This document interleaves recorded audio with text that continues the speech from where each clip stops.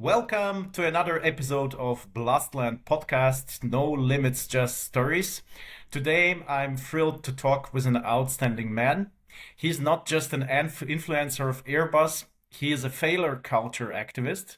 He's a TEDx speaker, managing owner of Fuckup Nights, president of La Futura. Ladies and gentlemen, boys and girls, welcome Robert Radloff. Robert, welcome to Blastland podcast. Awesome. What an introduction. I'm thrilled to be here. Thank you for the invitation and thank you for the chance to speak to you and the rest of your audience, your community. Thank you. Thank you, Robert. Robert, we are used to breaking the ice of our podcast at Blastland with some crazy question. And here it comes. Are you ready? Here we go. So, imagine this. You are captain of flight FCK001, destination innovation. Mid-flight, you hit severe turbulence and unexpected fuck-up, so to say. The cabin lights flicker, oxygen mask drop, engine failure. And now, here's your in-flight announcement, Captain Radloff. What do you say to calm the passengers? I would say, hey, ladies and gentlemen, this is Robert speaking from the flight deck. I have everything under control. You might see and appear difficulties or turbulences. Everything is in hands. There is no dedicated need to be afraid. We are the profis, we are the professionals, we know what we are doing, and otherwise, kiss your neighbor and we will see you on the ground. That's a great announcement, Robert. That's really great. I immediately would calm down myself. I tell you. That's great. That's great to hear that, Robert. I loved what you write about yourself. Once upon a time, I was a kid, an athlete, soldier, freak, banker. Tell us a bit more about the time frame when you were a kid. Okay, that's a quite interesting and a deep question. I was a kid. I was born in Eastern Germany. I was born next to the Baltic Ocean, a city called Rostock, and I was, yeah, let me say, addicted to the ocean every time in my life. So I was every single free minute I was at the ocean, in the ocean. So you remember maybe yourself in as a kid, you're always in the water with blue lips. So you are freezing as hell. Your parents told you to come out, but you don't. So you're always in the water. So this is what I remember first if I talk about my childhood. So growing up in Berlin, so my parents moved with me to a city called Potsdam next to Berlin, so capital of Germany, to our foreigners. And yeah, let me say the childhood of a kid was born in 79 was quite protected. So I was not in the deep trouble in terms of security to be outside. So I played a lot outside. We had these kind of garden. We played in a garden. We had a lake next to us. Potsdam is quite beautiful in terms of nature. So you have a lot of lakes and rivers. So I was quite protected. So my childhood was really protected and close to nature, I would say. Yeah. That's With good. with some heroes in my life, huh? So in terms of sport, former long jump Olympic and world record holder Heike Drechsler, for example, is Eastern German, and I remember that. Let me say, I was selected to be part of the so-called dedicated sports school, so Kinder- und Jugendsportschule. I was able to be there and participate of the good things in the former GDR, to be honest. So, and I was 11. I was 12 as the wall came down. So believe me, everything in terms of prejudice in Eastern Germany, I was not involved in politics. I was not involved in society. I was the one who was enjoying the positive sides of the former GDR. That's Does this very answer your interesting. question? It does, absolutely. Robert, you mentioned some word about inspiration. I would Hmm. ask you uh, the following question. Who, when, and how, and what inspired you in your life, and how do you continue with this inspiration? Where do you get it from? That's nice. Good question. Inspiration. Recently I had a discussion with a friend of mine. I said, okay, where does inspiration come from and what does other people give me? So this is the, let me say, contradiction in that question. I think it's other people's, other perspectives, diversity, other bubbles. So I always talk about bubbles. So I see myself in the corporate world as a kind of strategist, as a senior manager within a corporate. And I see myself as an entrepreneur and entrepreneur in terms of Fuckup nights here in Hamburg. I see myself as a kind of founder of an association. So you see already different bubbles. I see myself as a kind of a spare time hippie as well. So I have friends who are living in communities and dancing naked around fireplaces. So being open-minded and seeing other people and other opinions as a kind of inspiration is enormous important for me. So to change perspectives. So inspiration are from different perspectives, I think. Different people, conversations on eye level, radical listenings, things like this are very important for me. That sounds really cool. That sounds really cool. Robert, you are a pioneer in terms of changing the approach and attitude towards the culture of failure and so-called fuck-ups in the worst case scenario. We're going to talk about that a bit later. But before, I would like to ask you a very generic and creative question. If a failure or a fuck-up would have a face in terms of an object or subject of the nature or some picture, what would it look like? That's an outstanding good question. I once part of my keynotes I give to people in terms of failure culture, cultural change, psychological safety is the definition of failure. How does failure look like? And a good exercise in terms of make it visual is to use AI, the picture creation tool of AI, and describe how failure looks for you. So to everybody who's listening, do it yourself. Create a picture with your description. There is no need to be complete sentences. There's no need to have dedicated right grammar. Just note down whatever it comes into your mind in terms of success, even in life, or the concept of failure. And to answer your question, it is dark. It is a tree in the middle of the picture, and it's very depressive. So you see how to describe that. I saw people who are depressed, who are having their heads down. I saw money burning, and I saw the definition of failure in terms of a person who made suicide. And so really dark, really depressive picture, light and dark gray, not really colorful. So that was quite dedicated a picture out of my description, verbal description of how failure feels and looks like for me.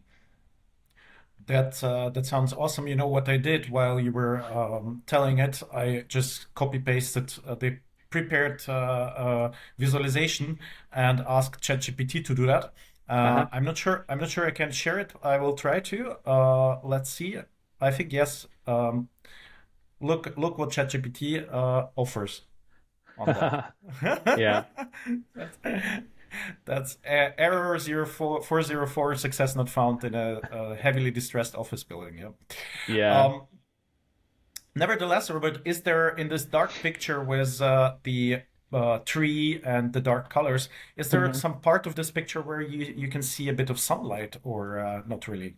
In this dedicated picture, I think there was a mountain in the back of that picture where you climb up that mountain and you see a kind of spark, a kind of light over there. I think this is the translation of there is always hope in fail. There's always hope in fear. There's always hope in, let me say, dark moments of life.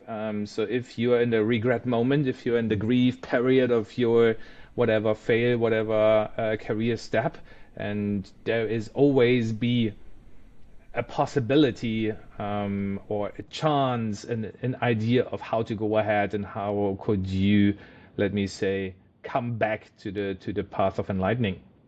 So That's yes, interesting. there was a hill, and if you climb the hill, so I think it's a metaphor. If you climb the hill, there is light. That's great. That's great. Robert, when talking about failures and fuck ups, is there a difference between a fuck up and a failure? I think it's just in terms of when and where do you use the word. So there's a fun story behind that. I was brave and stupid enough to bring the dedicated trademark of Fuckup Nights to a corporate company, and I received a lot, believe me, a lot of complaints in terms of using that dedicated word. So for everybody, it's if you're not mother tongue in English or American English, fuck up sounds like a sexualized word, but it isn't. It is like the German verkacken.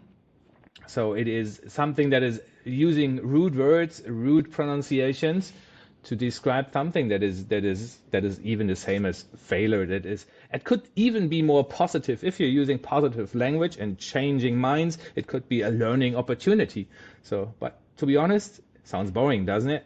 So that's why a fuck up is there is no dedicated difference between a failure and a fuck up. I think the fuck up could be the moment you realizing you made a failure. So that could be at least a little bit the difference in terms of situation. Understood. Robert, to me, it's really, really funny to see because you said you were brave and crazy enough to bring it in this formulation. Stupid What was it what I said? Oh, stupid, even stupid. Okay, okay, but anyway, it went through. Even I mean, you're working both in a corporate, super mega regulated Mhm. world at Airbus. At the same time, you're doing all these really cool things, and there were many complaints. You said, but how did the people actually react? So when they first saw it, they said, "Hey, are you crazy? It's non-compliant." But how did you get through with that? To be honest, I think that the most important point is context. So you have to explain why and what you're doing. So, and to tell the story right, I was I was in a situation to care about repetitive failures, repetitive things that gone wrong, to maybe increase the quality of the process or to set new milestones. And I thought, okay, maybe it's smart to overthink why we are doing the same mistakes again and again. And I came to the concept of failure culture and fuck up nights, and I said, okay, why not? To shake the organization, to shake a company with an event and explaining what is the context of the event, what is the content, and what is the context of the event. So if you're starting with psychology, if you're starting to explaining why you are doing it, so no, this is not a party. We are not drinking beer only and laughing about stories. No, it is about learning, and it is about, and here it is tremendously important to recognize that we are not doing fuck up nights, that we are not doing um, initiatives around failure culture to just have a well-being initiative. There is an economic reason behind. Quite easy. If you're learning out of a mistake, you don't have to make the mistake again, and the cost of making a mistake is not appearing again. So it is a business balance decision to not do a mistake, and what could help you to not do a mistake, to talk about it. So that's why I think the context is important. And I think as soon as you explain what you do, I came through with having a fuck up nights and receiving 52 compliance cases against me in a corporate like ours. So, and in the Well, end of the day, I had to have somebody who was covering my back. So somebody was in a higher hierarchy, even more higher hierarchy, available, and said, "Okay, please, This is the initiative around failure, and there is a concept behind this is culture change. I'll leave it like this. And if you understand language, okay, this is Fuckup nights, this is a trademark, and so on and so forth. So in the end, you need stakeholders or somebody who is on your side, let me say. That sounds well. That's really an interesting story you have because in my experience, I've been also for many years in the corporate world, and Mm. one thing is if you are like on your own feet and you are doing some events for yourself and you make such fuck up nights and you tell you spread this culture. The other thing Mhm. is if you are working for a corporate, and what I came to a conclusion is that most of the corporates, especially in the GSA, the German, Switzerland, Austrian triangle, they're kind of still in the bubble and it's not so popular. It's very defendant. It's very dangerous to be open, to be super transparent, to talk about Mm. errors, failures, fuck ups. How do you see it in this in the German speaking countries, especially? Because I have a feeling they're like really tight compared Yeah. to the American culture or even to some other countries. Yeah, so if you're jumping into culture and prejudices about culture, German culture or German speaking culture is more on the quality and on the, let me say, we are doing things right. This is what we are outstanding for thinking. So the idea of themselves or of German culture is producing quality. So everybody knows from our past in terms of automobile industry, in terms of our engineers, in terms of whatever Germany or German speaking country standing for Rolex or whatever, it is quality. And quality is a kind of contradiction to failure. So that's why I see and feel why German speaking people identifying themselves by quality instead of learning out of failures. But believe me, if you're zooming out a little bit more and you see, you already talked about American culture, Southern American culture is even more relaxed on failures. So all the Latin countries are more into learning, more into cultural, let me say, collaboration and interaction.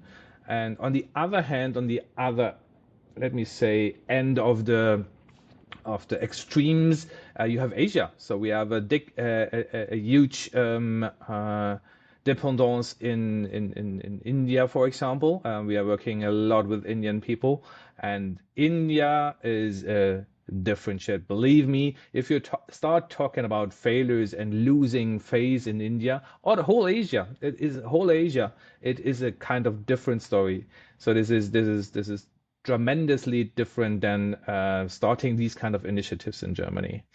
And this is one of the biggest challenges I have in my job within the company, starting talking about learning out of failures in a different way as you're doing it in, for example, America or in Germany. Makes sense. Makes sense. When talking about introducing the culture or changing the culture Hmm. towards the failures, who should it come from? Should it be the Vorstand, the leadership, the top management who is like kind of dropping it down towards the people? Should it be bottom up? From the people, what mechanisms do you have when talking about other corporations, how to initiate this story? Yeah, yeah.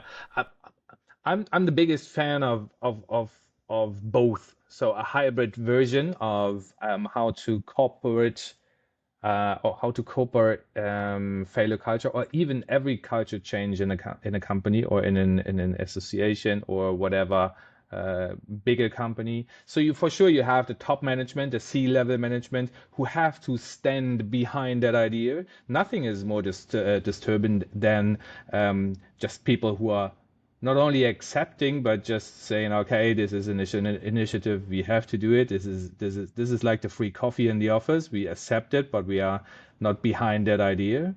And on the other hand, you have to have people who are engaged, who have the power, the willingness, the ideas, the creativity to create something, to create a community, to create events, to create even tools to do so. Huh? So even if you're talking about culture change in terms of failure culture. We created a kind of toolbox, a shoe box, called a workshop in the box, where you could use in smaller, bigger teams and creating the atmosphere of being safe. And you have to have the top management, the C-level management of a company who's behind that idea. So the initial idea from us was for me was to have stakeholders even on stage. So if you bring the CTO on stage who shares his own failure, it is a kind of aha moment for everybody else. It is like, okay, she's sharing, so it is okay for everybody else to share.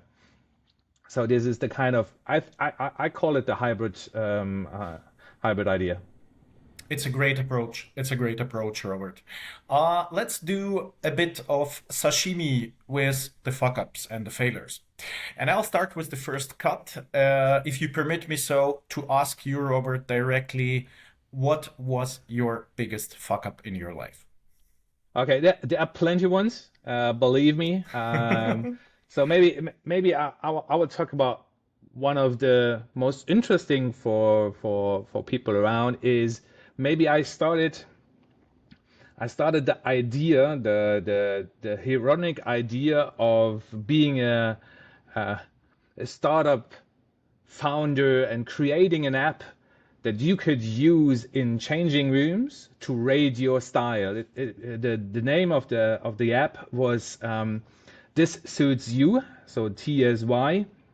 And the initial idea was that you are not sure about, is this shirt, this trousers, this dress suiting me? So should I buy it or should I don't?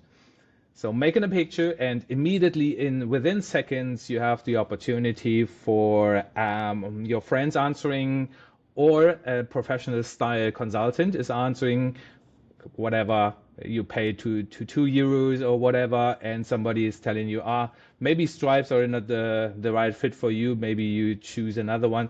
So in-app sales, in-app merchandising. So that was the initial idea. And the biggest fuck up was that I was too arrogant. I was too much in love to see that the idea was maybe great, but you have to have money to code right. So I was the one who was coding. I was the one who spends 200 euros for a coder and asked it by eBay. So the initial idea of a coder in a garage was the romantic vision. So no, you don't pay 200 euros for something that is worth 1 million. And to impress somebody else, I was doing it with a friend together, and to be honest, here, clear and transparent, I was falling in love with her, and so the business idea was out of arrogance and love, and this is always not the right motivation. So that's why in the end of the day, we spent, I think it was only 5,000 euros and a lot of time and a lot of emotion and energy. And the idea was stolen by somebody else, and the app is currently running. So one of the biggest ones in terms of emotions and energy was this one. There are plenty of fuck-ups, believe me. I shared a lot of them during my speeches or invitations I had. Yeah. That's nice. Nice to hear. Really, really interesting. Let's make the second sashimi cut and talk more about. I know you've been telling it quite a lot, and also many of your speeches, also in TEDx and other platforms. Nevertheless, also for our listeners, because we have quite a big, broad platform of young people listening. How do you deal as a person? So you said this moment of the fuck up. Oh my God, it happened. How do you deal in the first 5 minutes? How do you deal in the coming days? And how do you overwhelm yourself and then you say, okay, got it, next, and I have to learn out of it? How do you Yeah. deal with the fuck up? How to deal with a fuck up? I think there is not the one answer to everybody that suits to everybody. I think what I would coach everybody into would be, okay, what helps you in these kind of situations? Is it that you need a drink? Why not So just take a schnapps and take a deep breath. Or is it that you talk to somebody in the very first 5 minutes? Is it that you have to to let it out? Even if somebody else is not able to listening to you, if it's just your need, your motivation to let it out, okay, talk to somebody. Um, so first and initial thing is, okay, reflect on yourself what you need. I think this is important. And then even this it depends on the, let me say, on the dramatic of the failure itself, on the consequences of the failure itself. If somebody would put you in jail, maybe you don't talk about it. Um, if it is that somebody else would die if you don't take the right countermeasures right now, please do the right countermeasures now before you are falling into the grief period. So I think it is reflection. The answer, concrete answer to your question is reflection. And then I think, and this is my opinion, talking to whom in which circle always helps. Depends on your preferences in life, to whom you talk. Is it your therapist? Is it your mom? Is it a friend? Is it a special coach or something? I think talking helps. And to be honest, at a certain point, you have to talk about, or you have to think about consequences. What are the consequences out of that failure? What do I have to do in terms of learning out of it and doing it right? So do you have to have countermeasures? Do you have to correct something? Is there anything that you have to do that nobody else is having a bad consequence out of it? So I think this is important. So reflecting, talking, and countermeasures. That's a good recipe. That's a good recipe.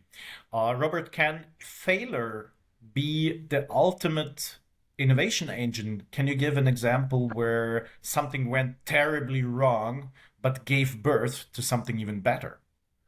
I think there's so many examples on how a failure turns into something positive. If you look in history, so the invention of all the medicine, the invention of the light bulb, everything is out of people who are failing a lot. A dedicated one, I think the dedicated one is the invention of explosives. So I think there's the invention of, I think it was TNT or something that was invented by, I don't know the person's name, but the intention was different. And I think TNT helps a lot in terms of construction work in the former times. And if you're looking more into current times, failures are, let me say, a quote is, I don't fail, I just found 100 ways how it doesn't work.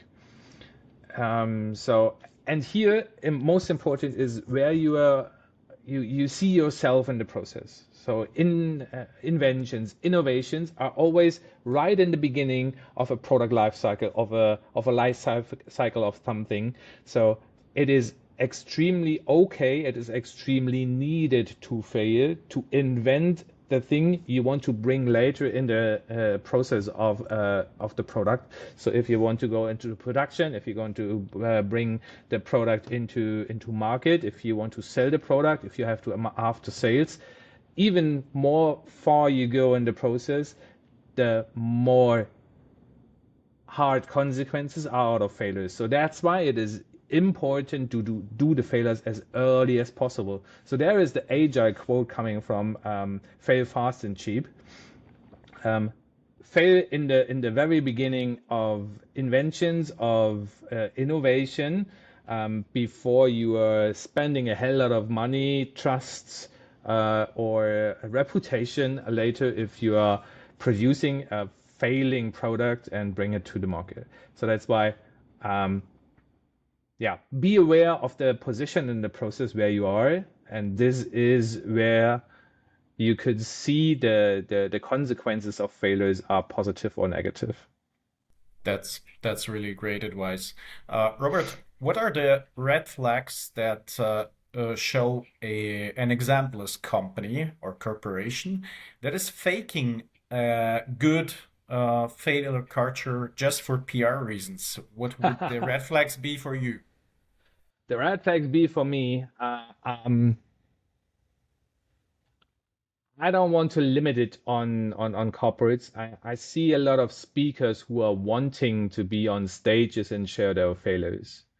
And as soon as you're talking about and as soon as you're preparing these kind of speeches, that could be in a corporate or it could be outside of the corporate in so-called public events.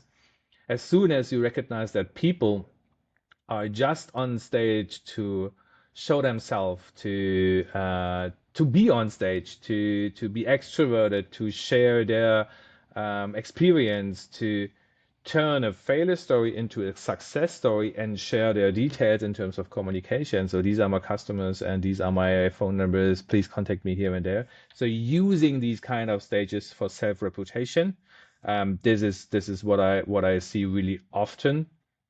And in terms of what you asked me in terms of where is a company using the culture change as a kind of fake to just show startup mentality but don't mean it.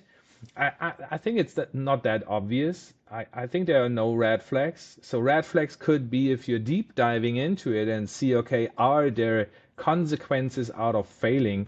So for us to be quite transparent with you, we had penalties for our suppliers, for our subcontractors, as soon as they are making mistakes.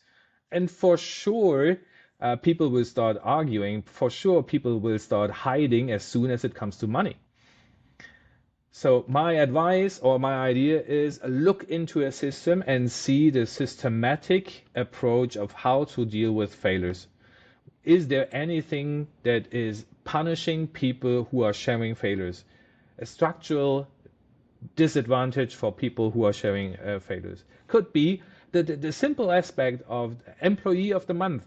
How do you rate an employee of the month? Is it just sales money? Is it how many hours on the desk? Is it how many sickness days? Or what is the measurement behind success? So I think this is a good advice. Deep dive into the structure and into the process and the key performance indicators, so the indicators for success or the indicators for failure.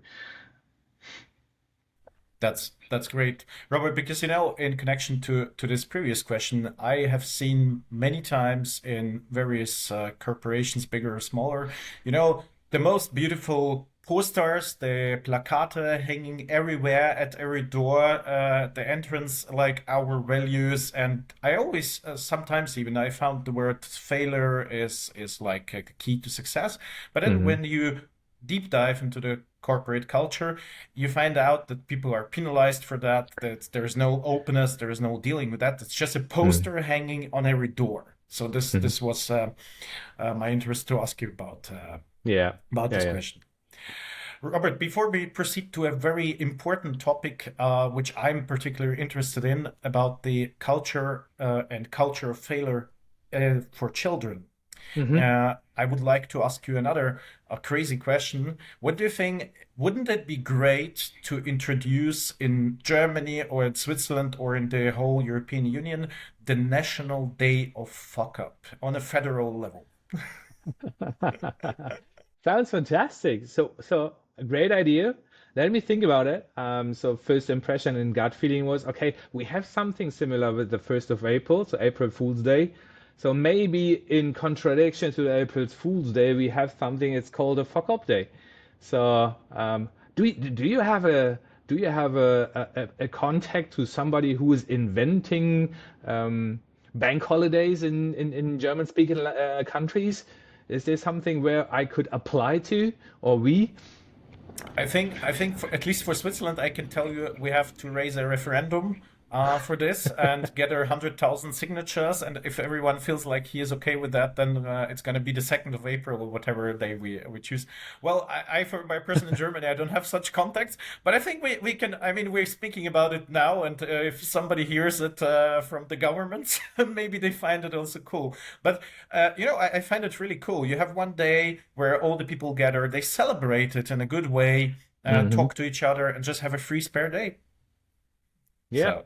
that's a nice one. And you're bringing the topic one at least once a year on the table. So there is a today I'm eating Nutella day. So why not to have a dedicated day in the year for sharing openly and transparent in a safe space your failures. It's a great idea. I Exactly. will I will I will take care and let me see if I could arrange something about that. Yeah, awesome idea. Love it. Sounds cool. Sounds cool.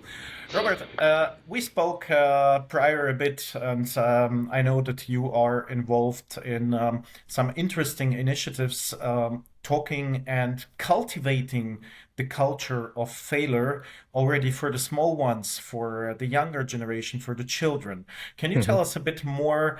What is the first maybe sub question is what is the perception on the level of children beginning from the early years and the kindergarten up to high school, whatever, and what's going to be next? What are your visions on that? Hmm. I think first, thank you for that question. That is a for me a quite important one. I think first and important is to understand that atychiphobia, that's the term of the fear of failing, the fear of not being enough, is the number one reason why kids and teenagers thinking about suicide. And this is heavy. To be honest, if this is something regular and this is the truth, we have to take care about it. So my idea or my experience is that everybody is talking about education for grown-ups. Everybody is talking about education trainings in work environments. So everybody is talking about trainings in a corporate, or everybody is talking about soft skill trainings. So why not to even start earlier with these kind of awareness? Um, and that's why we founded that non-profit association here in Hamburg. It's called FUN Hamburg e.V. So it's a non-profit organization here in Hamburg, and we are trying to influence our education system. So everybody tries to influence our education system. We all know that our education system is more than 100 years old, and nothing changed since then. We are trying to influence more on a dedicated level in terms of how to create a psychologically safe room in classrooms or kindergartens where the differences in terms of failing or success are clear. I know it's difficult due to the fact that our system, our environment, our um, even everything around sport is more on success and leveling and indicators and comparison of people next to each other. So I, I know it's difficult, and I know that the marks in school are based on the same level of rating people and knowledge. I know it's difficult, but you have to understand, you have to see the system behind what happens to our kids, what happens to our young generation who will be the future leaders of our society. We have to be honest to ourselves. What we are doing with our kids now is influencing our life in 20 to 30 years. So, and if we educate kids in terms of you have to measure yourself against others, you have to be the first one, you have to have a grade, a mark one, and you need that to be outstanding, or you need that to be different from other persons, you need that to be better. So there will be always a black side of this as well. The shadow side of this is that you don't have the mark one. Maybe you have the mark four or five in school. Maybe you are not the fastest one on track. Maybe you are not the one who is the most prettiest. And these kind of people, these kind of kids, these kind of teenagers are more on the black side. Do you remember the picture? They are suffering from the dark picture with the tree in the middle. They are suffering from depressions. They are suffering from being outsiders. So the idea of leveling have to be rethinked, I think, and that's why I'm starting from different angles, two angles. So first angle is how to bring this into our education system for our teachers and kindergartners. So what we need to engage our teachers and kindergartners to create a psychological safe room and space. And on the other hand, different direction is how could we bring psychological safety and the negative consequences of artichophobia into our education system. So maybe in terms of psychology, we have even for kindergartners or even for our preliminary school and a part of education next to math and next to sport, next to whatever German handwriting. We have something. It is psychology, and part of that is the consequences out of that. So this is the idea. Two angles, and we are now starting here and now. So currently we have the 21st of March 25. In 1 week, exactly in 1 week, I will be in Delmenhorst. This is next to Bremen here, Hamburg, Bremen, northern part of Germany, sitting together with directors and teachers of a gymnasium, kindergartners, psychologists, public speakers, sitting together, creating a kind of white paper that we are able to hand over to our Ministry of Education. So this is what we are doing, as I said, in a way of non-profit organization. Does this answer your question? This was much, I think. Absolutely, absolutely, yes, and it was absolutely not much. It's indeed a very, very interesting topic. I'm also interested in, when talking about kids. Well, they are nowadays, what I'm observing, they're exposed to multiple waves and trends and angles, Mm-hmm. beginning with the social media, mobbing, all these bad things that are happening at this Mm-hmm. age is and I guess that some sort, apart from or even hybrid with the failure culture cultivation, is of course the awareness towards such topics as fraud, for Mm-hmm. example.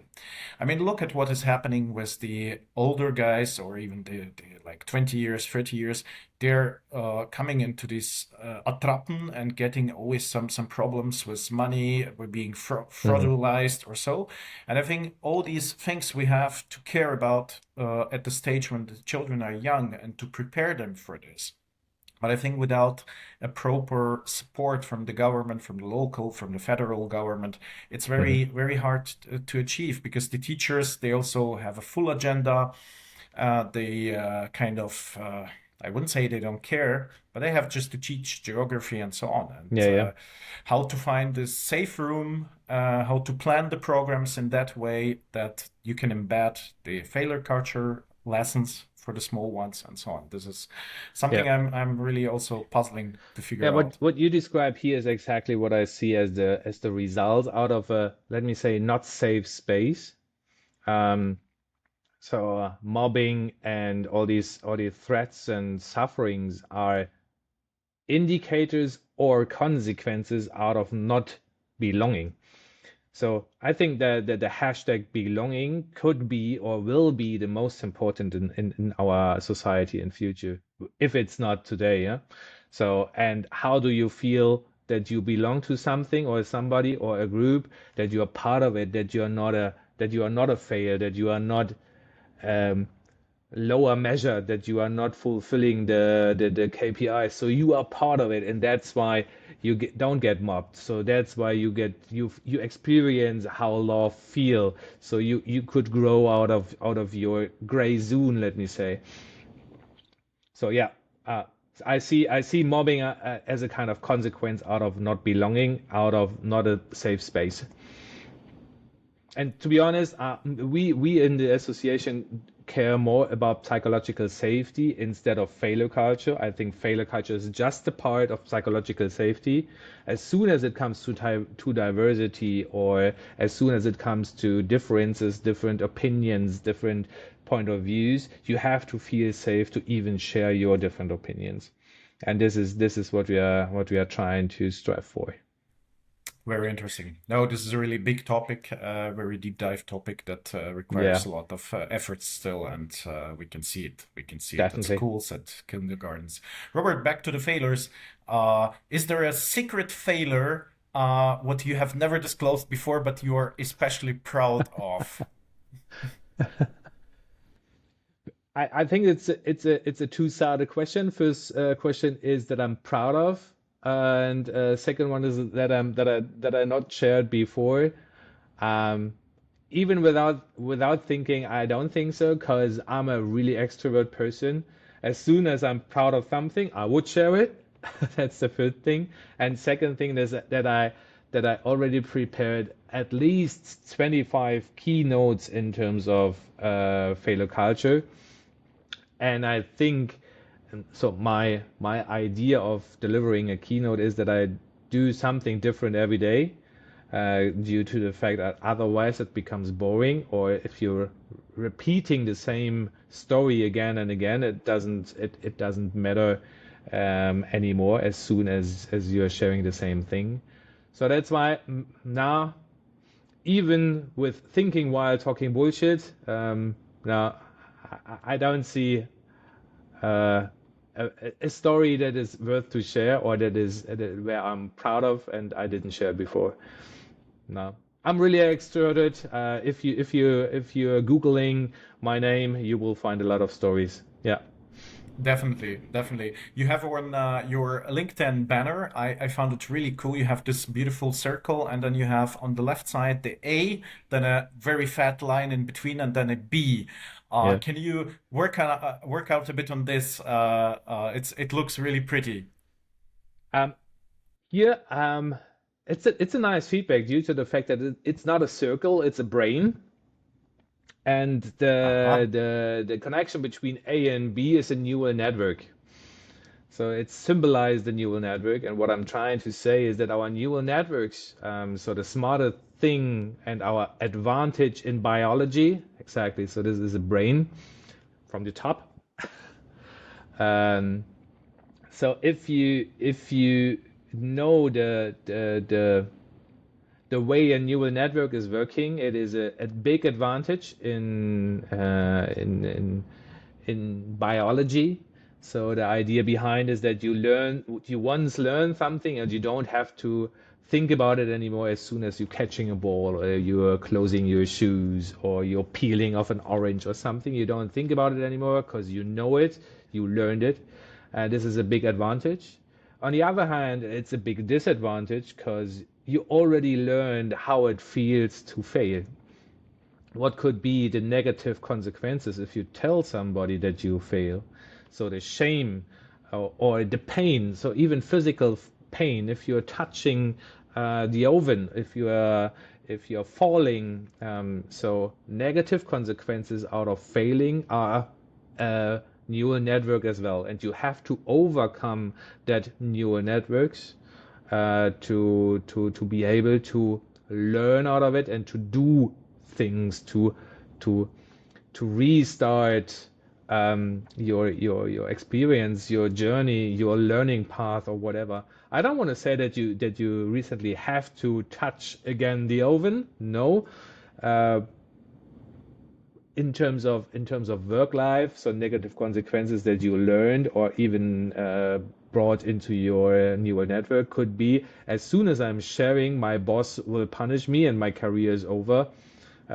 So please overcome these kind of biases and neural networks. So that's the idea behind that brain uh, with the A and B connection. That's very interesting. That's very interesting, Robert. In connection with the first idea on the National Celebration Day of Fuckups, I have another idea which came to my mind. Why not opening a Fuckup museum? somewhere in Berlin or in Zurich or somebody, and displaying some interesting pictures about fuck ups or some sculptures.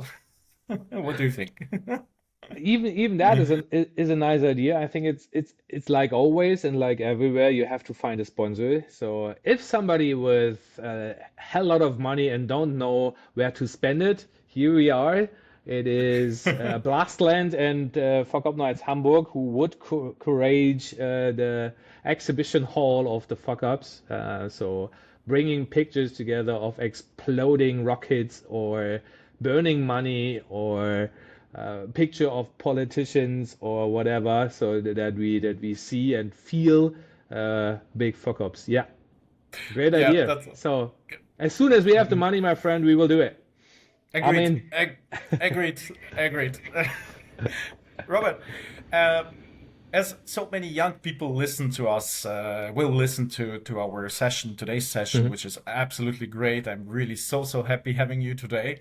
What would be the three or four, up to you, key messages to the young people from nowadays, looking into the future? Just the three or four, whatever you want. What would you say to the Wow, young people? that's a big one. That's a big one. I think what we had earlier today is be self-aware. I think the most important thing is that nobody, even not the tattooed guy in the podcast, will tell you how life is working and how you would work. So everything is individual, and don't listen to stupid people in the world who would try to tell you what to do. Listen to yourself. And there are so many tools in the world that supports you to understand who you are, what are your motivation, what is your intrinsic motivation in life, what could be your driver, what could be your profession. So reflect on yourself, take your time, take the tools that are available. For example, the IDGs. Make the self-awareness about the IDGs. So the inner development goals is United Nations in terms of the Sustainable Development Goals. Talk about yourself. Um, Another tool that I could give our younger generation is using a method called 16 personalities. 16 personalities is nothing less than a Myers-Briggs type indicator.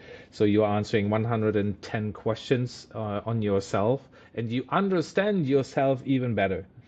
So and why not to go ahead, go further, use human design. Why not to create your human design chart, and see what is behind your thoughts, your ideas, your emotions to create your better self. So I think this first thing is reflect on yourself and learn about yourself. Second thing is be curious, be open-minded. As I shared before, use other bubbles actively. Choose to be part of other bubbles as your own. So if you're grown up in a rich country, why not to have the opportunity or go to a poor country and talk to people there? If you're grown up in a city, why not to live for half a year in the village? If you just have a homogene group of people around you, actively decide to get inspiration from others. So I think this is tip number two. Tip number three is be bold and try new things. I understand and see that fear could be a blockage. And here again, be smart, think about the negative consequences. What are really the negative consequences? Nobody will kill you. Nobody will put you in jail as soon as you're talking about your own sexuality. Okay, there are differences in terms of where you are, and for sure you have to be sensitive with that topic in terms of politics, in terms of culture, in terms of religion. But in our privileged society here in the German-speaking area, it is completely fine to talk about it. Be bold and think about the negative consequences and how realistic are negative consequences, or is it just your fear? And how certain is the negative consequence? Huh? So these are three. I think that these are even big enough. Uh, so reflect, find yourself, and be bold. Reflect, find yourself, and be bold. Robert, I thank you from the bottom of my heart, also in the name of the Blastland community, for your wonderful time and super, super creative talk we had today. I loved it very much. Awesome. And I'm sure, and I really am thrilled to be talking to you another time and another time and another time. I think we have a lot of things to discuss yet. Yeah. And We uh, already have actions, my friend. We already have projects like the museum, huh? museum is a good thing, and we can do it even online. I was thinking like we can do Yeah, why not? the International AI Fuckup Museum. Yeah, So you why can do not? it with AI. Yeah, why Oh, not? So there is a dedicated, let me say, web page. It's called the Failure Institute from the founders of Fuckup Nights in Mexico. And why not to even put all the shared stories into a prompt and build a picture out of it and share these kind of pictures. So I see opportunities. let's give it a try. I'm always saying, just do it and never regret. That's the thing. Robert, thank you so much. I wish you a fancy time at the ocean. I'm not Thank sure you so you're gonna much. be surfing today, or I'm not quite sure, so I have the boards with me. I'm here with the camper van. I have the boards with me. I'm not quite sure if there will be waves at the Baltic Ocean or the North Sea these weekends. I'm not sure. anyway, have fun. Robert, thank I you so will. much, and until next time. We see you. Thank you. Bye bye. Bye.